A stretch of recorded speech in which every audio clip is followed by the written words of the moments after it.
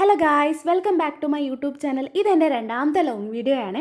കുറേ തെറ്റും കാര്യങ്ങളൊക്കെ ഉണ്ടാവും, അതൊക്കെ ഒന്ന് ക്ഷമിക്കണം, സപ്പോർട്ട് ചെയ്യണം, സബ്സ്ക്രൈബ് ചെയ്യണം. പിന്നെ എൻ്റെ കമൻറ്റ് ബോക്സ് നിങ്ങൾക്കായിട്ട് ഫുള്ളി ഓൺ ആണ്. എന്തെങ്കിലും സജഷൻസ് ഒക്കെ ഉണ്ടെങ്കിൽ പറയാം. പിന്നെ ഞാൻ കുറേ നാളായിട്ട് ആഗ്രഹിക്കുന്നുണ്ട് അമ്പലപ്പുഴ അമ്പലത്തിലൊന്ന് വരണം എന്ന്, പക്ഷേ ഇതുവരെ ആയിട്ട് നടന്നില്ല. ഇന്നത് സാധിച്ചു. അതിൻ്റെ ഫുൾ എക്സൈറ്റ്മെൻറ്റ് ഉണ്ട് കേട്ടോ എൻ്റെ മുഖത്ത്. അങ്ങനെ അമ്പലത്തിൽ ഫുള്ള് തൊഴുതു, വെണ്ണയൊക്കെ വാങ്ങി. ഞാനാണെങ്കിൽ ഈ വെണ്ണയൊന്നും അധികം കഴിക്കാറില്ല കേട്ടോ. ഇതിൻ്റെ ഒരു ടേസ്റ്റ് എനിക്ക് അത്രയ്ക്ക് ഇഷ്ടമല്ല. ഞാനിത് കഴിച്ചിട്ടില്ലായിരുന്നെങ്കിൽ എനിക്ക് ഭയങ്കര നഷ്ടമായിരുന്നേനെ.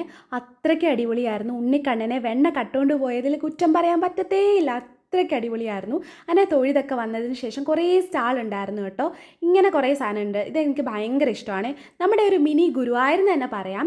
അങ്ങനെ അവിടെ നിന്ന് കുറച്ച് മുല്ലപ്പൂവൊക്കെ വാങ്ങി. എനിക്ക് മുല്ലപ്പൂ ഭയങ്കര ഇഷ്ടമാണ്. മുല്ലപ്പൂവൊക്കെ ഇഷ്ടമുള്ളവരൊക്കെ ഒന്ന് കമൻറ്റ് ചെയ്യണേ. പിന്നെ നമുക്ക് പാൽപ്പായസം വാങ്ങിക്കാൻ പറ്റിയില്ല.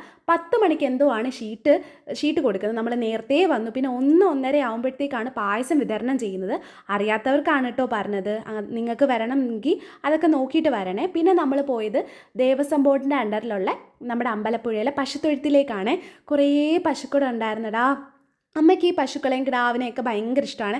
അമ്മ അവിടെ ഒരു കിടാവ് ഇങ്ങനെ കിടക്കുന്നുണ്ടായിരുന്നു. അതിനെ വന്ന് തൊട്ട് തലോടുന്നുണ്ട്. ഈ മാമനാണ് കേട്ടോ ഇവിടുത്തെ കാര്യങ്ങളൊക്കെ നോക്കുന്നത്. പിന്നെ അമ്മ തൊടുന്നതൊക്കെ കണ്ടിട്ട് എനിക്കും തൊടാനായിട്ട് ഭയങ്കര ആഗ്രഹം. അങ്ങനെ ഞാനും വന്ന് തൊട്ടു. പാവപ്പെട്ട ഒരു കിടാവ്. നിങ്ങൾ കിടാവ് എന്ന് തന്നെയല്ലേ പറയുന്നത് പശുക്കുട്ടിക്ക്? അങ്ങനെ കുറേ നേരം അവിടെ സ്പെൻഡ് ചെയ്തു. പിന്നെ വീഡിയോ ഇഷ്ടപ്പെടുവാണെങ്കിൽ സബ്സ്ക്രൈബ് ചെയ്യാൻ മറക്കല്ലേ. പിന്നെ ഫുഡൊക്കെ കഴിച്ച് അത് കഴിഞ്ഞ് നമ്മൾ നേരെ വീട്ടിലേക്കാണ് കേട്ടോ വന്നത്. വരുന്ന വഴിക്കാണെങ്കിൽ ഒരു നല്ലൊരു സ്ഥലം കണ്ട് അങ്ങനെ കുറച്ച് നേരം അവിടെയൊക്കെ നിന്ന്. വീട്ടിൽ വന്നിട്ട് അടുത്ത പരിപാടി എന്ന് പറഞ്ഞാൽ നമ്മൾ കുറച്ച് ചെടിയൊക്കെ മേടിച്ച് വെച്ചിട്ടുണ്ടായിരുന്നു. അതൊക്കെ നടലാണ് ഇനി അടുത്ത പരിപാടി. തായ്ലൻഡ് ചാമ്പയാണ് കേട്ടോ ഇത്. പിന്നെ റംബൂട്ടാനും പേരക്കയൊക്കെ ഉണ്ട്. അതൊക്കെ നട്ടുകൊണ്ടിരിക്കുകയാണ്. നല്ലൊരു കുളിയൊക്കെ പാസ്സാക്കിയിട്ട് അമ്മ നല്ല അടിപൊളി ബിരിയാണി ഉണ്ടാക്കിയിട്ടുണ്ടായിരുന്നു. എൻ്റെ ഓൾ ടൈം ഫേവറേറ്റ് ആണ് കേട്ടോ ബിരിയാണി. അത് കഴിച്ച് പിന്നെ വൈകിട്ടൊന്ന് പുറത്തിറങ്ങിയിട്ടുണ്ടായിരുന്നു. അപ്പം പഴംപൊരി കഴിച്ചു. അടിപൊളി പഴംപൊരിയായിരുന്നേ. പിന്നെ വരുന്ന വഴിക്ക് ഇങ്ങനെ ഒരു സ്റ്റഫ്ഡ് ഒരു സാധനം ഉണ്ടായിരുന്നേ. ആ സാധനം വാങ്ങിക്കൊണ്ടുവന്നായിരുന്നു. അത് വീട്ടിൽ വന്ന് കഴിച്ചു. പിന്നെ രാത്രി ഒന്ന് പുറത്തു പോയി. വീട്ടിൻ്റെ അടുത്ത് തന്നെ ഒരു റെസ്റ്റോറൻറ്റ് തുടങ്ങിയിട്ടുണ്ടായിരുന്നേ. അപ്പോൾ അവിടെ നിന്ന് ഫുഡൊക്കെ കഴിച്ചു. പിന്നെ വീട്ടിൽ വന്നിട്ട് ഇങ്ങനെ മാങ്ങ ഉപ്പും മുളകും ഒക്കെ ഇട്ടിട്ട് അടിപൊളിയായിട്ട് ഇങ്ങനെ കഴിച്ചു. അപ്പുറത്തെ അങ്കിളും ആൻറ്റിയും കുറേ മുല്ലപ്പൂ തന്നിട്ടുണ്ടായിരുന്നേ.